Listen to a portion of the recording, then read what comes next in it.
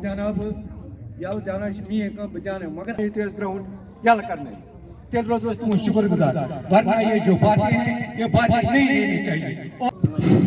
आपको मेरी तकरीर में भी कहा, तो अभी मैं आपको दोबारा कह रहा हूं, जावेद न आज तक जिंदगी में किसी के सामने सिर झुकाया है, न झुकाने वाला है। मैं आपके साथ शाना बशाना खड़ा हूं और आप विश्वास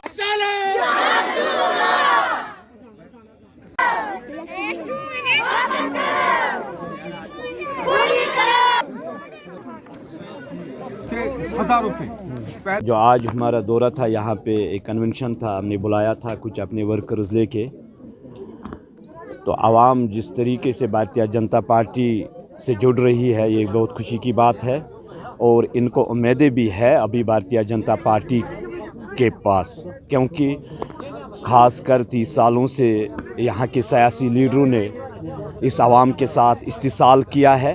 अभी एक ही उम्मीद इनके पास है भारतीय जनता पार्टी की, क्योंकि भारतीय जनता पार्टी जिस तरीके से ग्राउंड लेवल में काम कर रही है, इस गरीब आवाम की खिदमत कर रही है, तो अब लोगों को भी समझ आ रहा है कि बिल्कुल भारतीय जनता पार्टी सही पार्टी है और सही मायनों में काम कर रही है। नहीं, बिल्कुल ये एक बात यहाँ पे जो 370 ख़त्म हुआ, क्योंकि जो गुफ्कार अलायंस लास्ट पे यहाँ की सियासी पार्टियों ने बनाया है, थोड़ा बहुत आवाम को एक उन्होंने धोखे में वोट ले लिया कि हम 370 वापस लाएंगे या हम 35A वापस लाएंगे, तो लोगों ने धोखे में आके वोट दे दिया है। बिल्कुल हकीकतन ये है कि 370 सालों के बाद भी नहीं आएगा।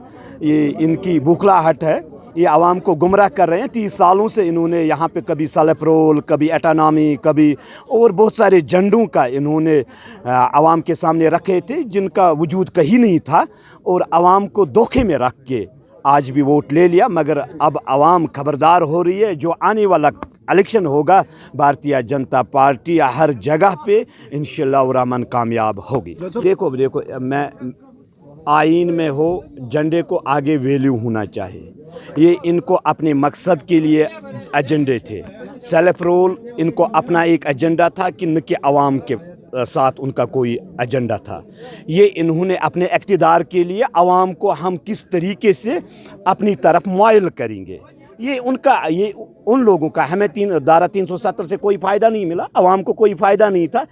अगर धारा 370 में ये भी एक एक्ट है कि अगर कोई MLA बना या कोई मिनिस्टर बना, उसको कोठी तब तक जब तक वो जिंदा रहे तब तक उसको कोठी भी, गाड़ी भी, सिक्योरिटी भी, जो भी फैसला हो, ये इनको अपने हक के लिए कि न कि गरीब आवाम के लिए इनको इक़्तिदार चाहिए और कोई इनको किसी एजेंडे से कोई मतलब नहीं है।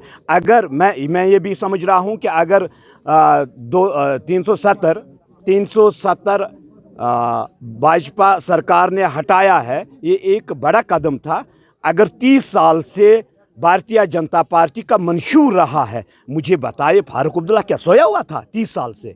महबूबा जी सोई हुई थी, यहाँ के लीडर तब तक सोए हुए थे।